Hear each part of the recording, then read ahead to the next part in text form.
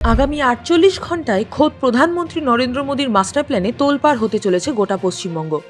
তারকেশ্বর থেকে শুরু করে কলকাতার রেড রোড চারিদিকে এখন সাজ সাজ রব।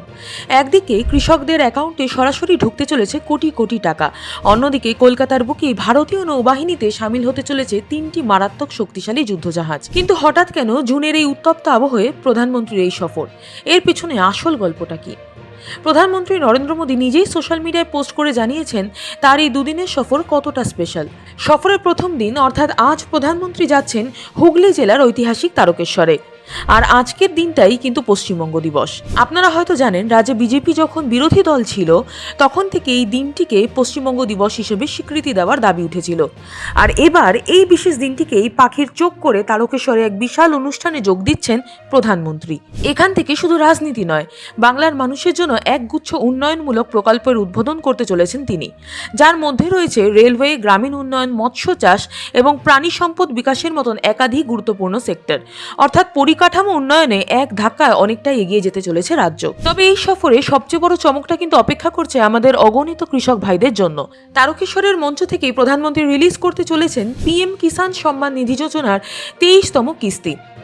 শুনলে চমকে যাবেন, দেশ জুড়ে কৃষকদের অ্যাকাউন্টে সরাসরি পাঠানো হচ্ছে প্রায় 18,880 কোটি টাকা। ঠিকই শুনছেন, পশ্চিমবঙ্গ সহ সারা ভারতের কোটি কোটি কৃষক এই সিদ্ধান্তের ফলে সরাসরি উপকৃত হবেন। শুধু তাই নয়, এর পাশাপাশি প্রধানমন্ত্রী ফসল বীমা যোজনা নিয়েও বড়সড় ঘোষণা করতে পারেন, যা প্রাকৃতিক দুর্যোগের হাত থেকে বাংলার চাষিদের ফসলকে সুরক্ষিত রাখবে। তারকেশ্বরের কর্মসূচি শেষ করে প্রধানমন্ত্রীর পরবর্তী গন্তব্য তিলোত্তমা কলকাতা, কারণ আগামীকাল 21শে জুন, আর এই দিনটি বিশ্বজুড়ে পালিত হয় আন্তর্জাতিক যোগ দিবস হিসেবে। এবার কলকাতার জন্য অত্যন্ত গর্বের বিষয় যে খোদ প্রধানমন্ত্রী কলকাতায় বসে এই যোগ দিবসের মূল অনুষ্ঠানে নেতৃত্ব দেবেন। কলকাতার রেড রোডে আয়োজন করা হয়েছে এক বিশাল সমাগমের। শুধু তাই নয়, এই বছর কলকাতায় যোগ দিবসকে কেন্দ্র করে একটি নতুন রেকর্ড গড়ার পরিকল্পনাও রয়েছে প্রশাসনের। কলকাতা পুরসভা থেকে রাইটার্স বিল্ডিং পর্যন্ত ইতিমধ্যে হাফ ম্যারাথন হয়ে গেছে, যেখানে রাজ্যের বিরোধী দলনেতা শুভেন্দু অধিকারী সহ বহু বিশিষ্ট ব্যক্তিত্ব অংশ নিয়েছিলেন। এক কথায় আগামীকাল সকালে কলকাতার রেড রোড এক ঐতিহাসিক মুহূর্তের সাক্ষী হতে চলেছে। যোগ দিবসের অনুষ্ঠান শেষ করেই কিন্তু মোদীজির সফর শেষ হচ্ছে না। এরপর তিনি যোগ দেবেন দেশের সুরক্ষায় সবচেয়ে গুরুত্বপূর্ণ একটি ইভেন্টে। কলকাতায় গঙ্গাবক্ষেই আনুষ্ঠানিকভাবে ভারতীয় নৌবাহিনীতে সামিল হতে চলেছে 3টি নতুন নৌজাহাজ।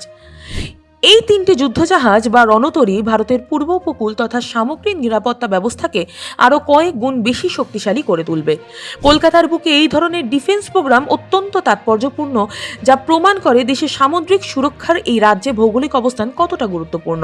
উন্নয়ন, কৃষি, স্বাস্থ্য আর দেশের নিরাপত্তা, এই 4 স্তম্ভকে সাথে নিয়েই প্রধানমন্ত্রীর এই দুদিনের বাংলা সফর। আপনার কি মনে হয়, প্রধানমন্ত্রীর এই সফরের পর বাংলার সাধারণ মানুষের জীবনে কতটা পরিবর্তন আসবে? পিএম কিষাণের টাকা কি আপনিও পাচ্ছেন? কমেন্ট বক্সে আপনার মতামত অবশ্যই জানান। ভিডিওটি ইনফরমেটিভ মনে হলে লাইক শেয়ার করতে ভুলবেন না। দেখা হচ্ছে আরো একটি নতুন খবরের সাথে।